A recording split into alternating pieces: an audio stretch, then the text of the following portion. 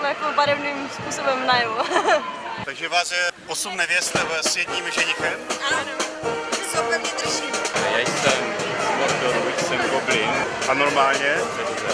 Přišli se sem lidi z celého světa? Ano, z Mexika třeba, takže to tak dává lidi do kupy. No, přiznám se, že když já jsem studovala, tak moje lesy nebyly. To bylo zakázané.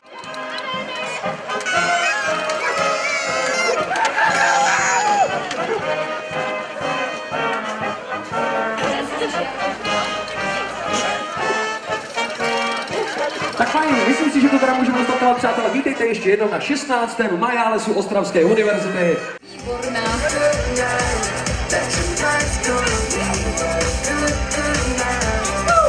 Prosím vás, kdyby ten dole nahoru nebral špatný směr, protože pochybuji, že dobře vidí, tak to nastavujte zpátky. Jsem strašně rád, že po čtvrté za sebou nám svítí slunko. To je k nezaplacení. Nejvíce těším na to, jak vidím spokojené tváře studentů.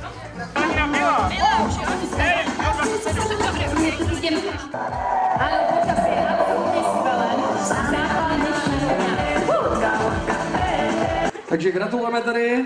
Je tady první cena a král Majálesu se stává Narozeninový dort a sen. Gratulujeme! Toto je král 16.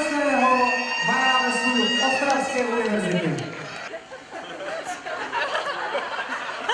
Super! Skvěle! Máme tady krále Majálesu Ostravské univerzity 2011. Šampáňo a dort. Jsme strašně šťastné. Po 4 letech konečně vítězství. Představujeme vlastně oslavu k 20. výročí Ostravské univerzity. Jsme Sunflower Caravan a plánujeme tady zahrát hodinový koncert teď jenom pro vás.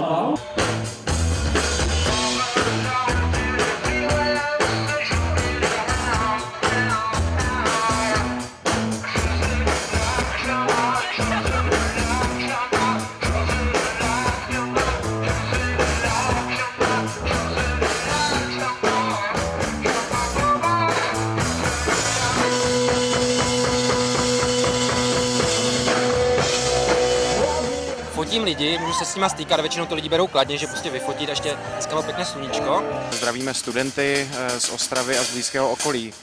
Zdravíme z Majálesu všechny studenty. My jsme Eddie Stojlov. Studujeme všichni stále, takže studiu zdar.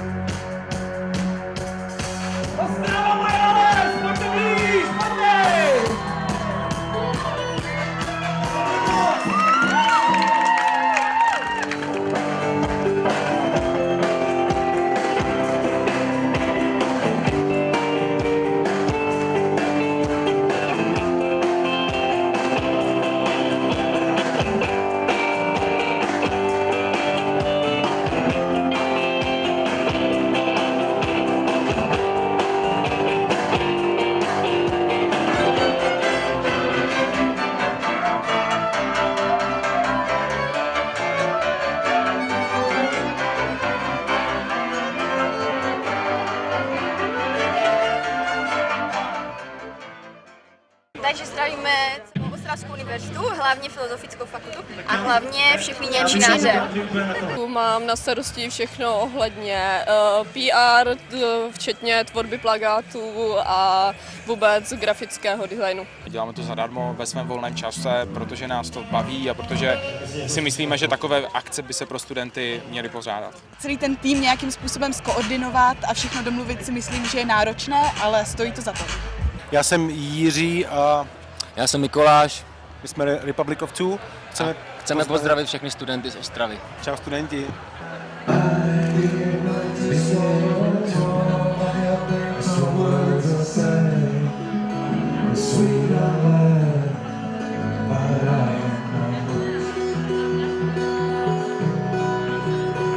I am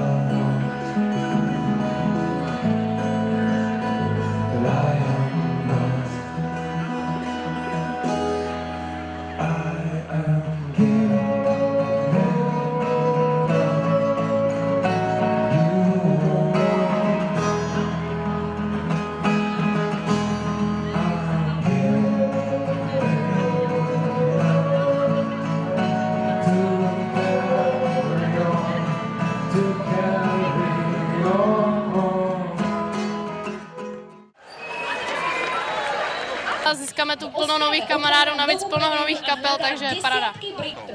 Tak mně se nejvíc líbila ta maska toho dortu a šampaňského, to bylo nápadité a bylo vidět, že s tím dali práci, takže to... Hrálo se nám příjemně, určitě, bylo to fajn hrozně. No, lidi byli moc fajn, bylo to příjemný.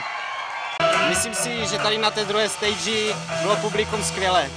Ahoj, Petr Fiala, Mňága a Žďorb, zdravím studenty, zdravím Jaro, přeju všem hodně štěstí, naděje a lásky a hudby a když už zapáříte, tak se dostaňte dobře domů, jo? Tak jo. Já jsem tady šla kvůli kamarádům. Ostrava!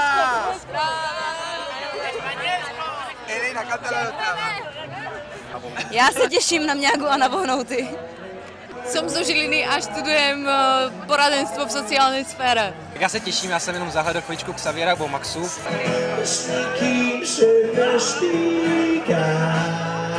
Počítá sám šedí u okna kránu, nic se ho netýká.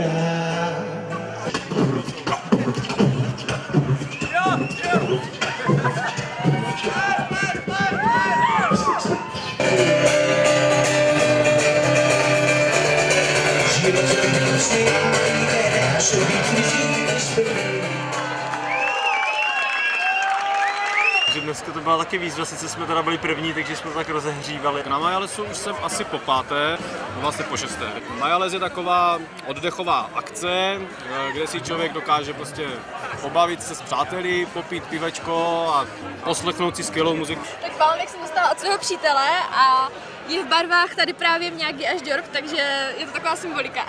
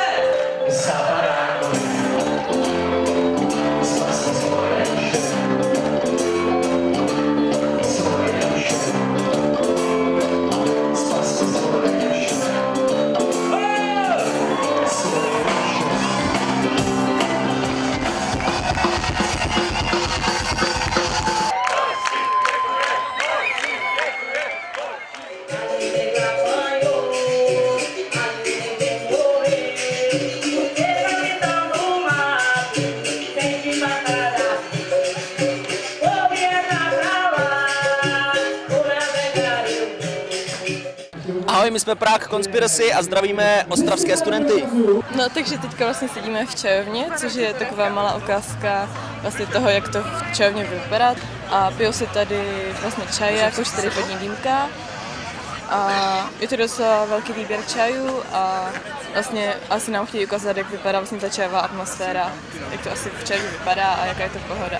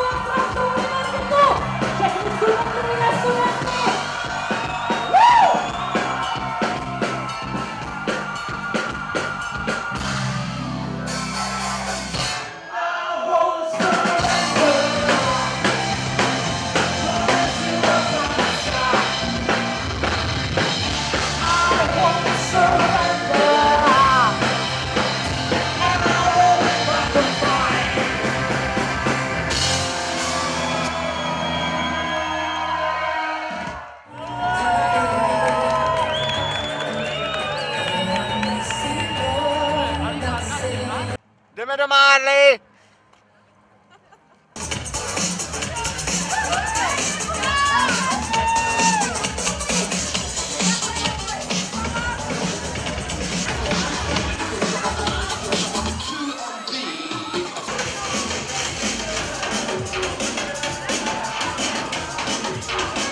Ahoj Ostravo, ahoj studenti. Přejeme vám krásný jaro a krásný prázdniny. A dobře se učte, nebo budete muset být muzikanty, jako my, který jsme se učili špatně.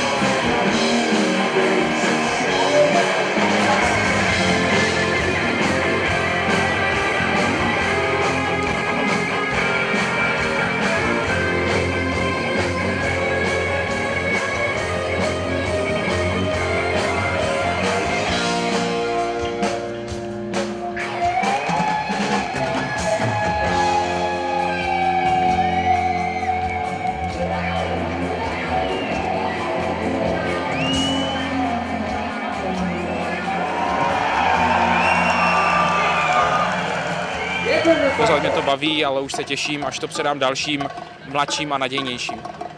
Ta atmosféra, ty lidi, ty kolegové, to jako kdyby to byla svým způsobem rodina. A když to jednou skončí, což mi teda skončí teďka za chviličku, tak si říkám, jako, že část člověka vlastně odejde z touhle akcí.